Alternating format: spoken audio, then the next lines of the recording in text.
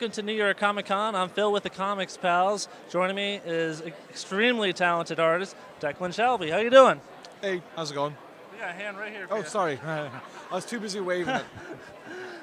I realized if I just left it there, it would have looked really bad. You should have left it the entire time. Yeah, right? this Completely oblivious, like, He kept pointing his hand at me. You have no idea what I'll do with it. Yeah. How's your convention been going so far? Good. Very, very busy. It's actually, you know yourself. This is a different venue for where the Artist Alley is. It's a little tighter, a little hotter, but very, very busy. Like kept going the whole time.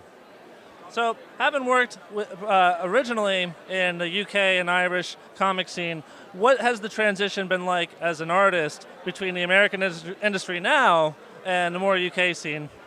It's kind of hard to answer. It's been since such a long time since I did transition. I mean, it was 2010. Yeah. So it's. I mean, don't get me wrong. It's flown by, but I mean, it's weird. As much as I love the scene over in the UK. Regardless, the industry is American, and you can get by as a creator in the UK just through UK avenues. But if you want to have a bigger audience, you got to go to the bigger places. And I'm definitely much happier. But also, American comics is what I grew up on more. I'm kind of a weird beast that a lot of people my generation grew up on 2000 AD, for example. But I kind of grew up on superheroes. So the American comics always I really wanted to do anyway. So I guess I went to the UK and then I went to America. It was just a natural progression for me. But comparatively, it's tough because they're different markets, Yeah. and smaller ones too. The UK market is pretty small compared to America. I'm not sure if I answered your question. I just went off on a rant. Yeah, sorry. Fair enough. It's kind of like my hand just being right here. Exactly. I just did that through my mouth. You've had some experience with Marvel, working on things like Moon Knight. Right now, you have Deadpool versus Old Man Logan, and you said that you've grown up reading American comics. What was most influential for you on shaping your art and your career? It's weird. I got two stages. I got the when I was a kid, and it was like Jim Lee, Andy Kubert, Mark Bagley, like all the big guys who were in all the big books. I think like David Mazzucchelli, on Batman Year One, and Frank Miller's work shifted my interests to different type of stuff. I mean, I still love all that stuff. Don't get me wrong, but that's clear. So I think my stuff is kind of like the indie-ness of I got an indie style on top of a mainstream approach to a degree. I think of myself in indie terms, but I work in mainstream comics. But sometimes people say, I'm surprised you work at Marvel because of your style. But I mean, I don't know. I think Marvel are really embracing a different art styles, thankfully. Otherwise, I wouldn't be getting any work. Man, I'm sorry, I just blanked again on your question. What did you say originally? I asked... It's day 3. Day 3? Yeah, it's day 3. I was asking how American comics, particularly Marvel, where you're working, partially now, how that's influenced your work growing up as a... Well, very much so. To recap, the early 90s adolescent stuff is in my DNA, but very much I have a different kind of area, say J.P. Leon and Goran Parlov, and a lot of more of a European sensibility has informed my work a lot more. So I think I'm this weird mishmash of both. And throughout your career, you worked on a lot of more horror-oriented books, such as Frankenstein or even 28 Days. Were you really motivated and driven by the horror genre? Is that something that you're naturally shown a proclivity toward? Well, one, good research. Wow, you nobody knows about Frankenstein. The answer is no. I'm not a horror fan, not interested in horror, not a horror guy. But the cool thing about drawing horror comics is it's way more, the emphasis on mood and tone is absolutely necessary. And that's what I really, really like doing. But it doesn't have to be horror, but I want atmosphere and tone and mood in whatever I work on.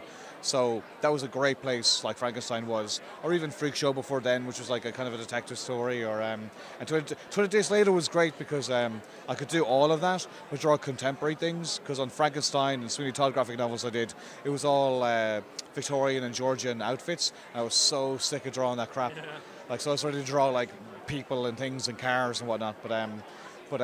I treated 20 Days Later not as a horror book, but as a sci-fi book. Yeah.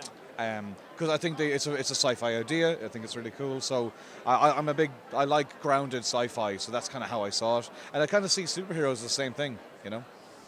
When you work on your titles and books, what do you want to impart on a reader? You say the atmosphere and tone are very important to you, and when you're trying to conjure a story, what do you generally try to convey? How would you describe your style?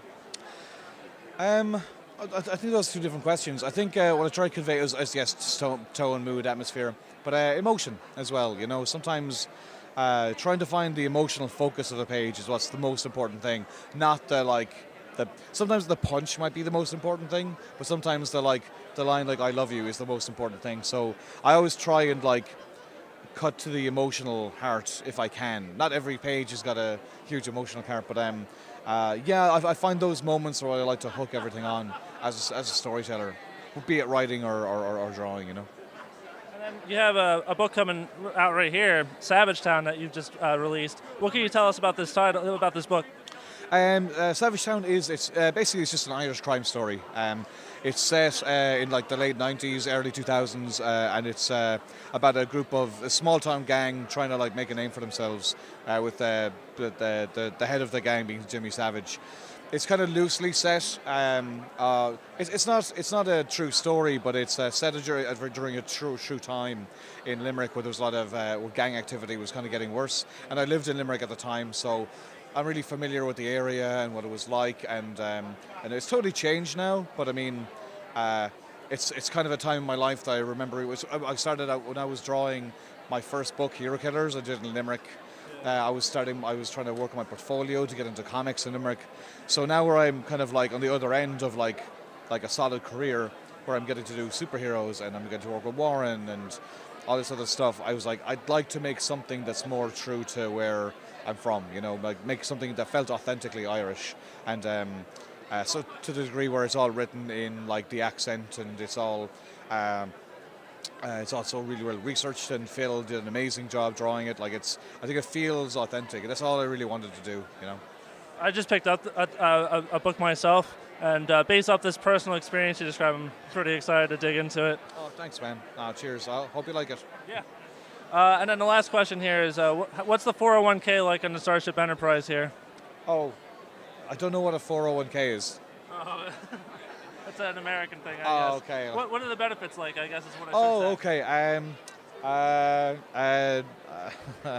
There's no money in the future, so there's no literal benefits because there's no money. So I guess that is the benefit, though. I guess it is. It's a benefit for humanity.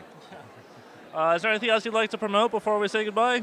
Old Man Logan. Sorry, Deadpool versus Old Man Logan is out. I think it's October 18th. I think, so in a couple of weeks, and I'm doing covers for that and writing it. And Mike Henderson, who you might know from Nailbiter, is drawing it, and he's doing a phenomenal job.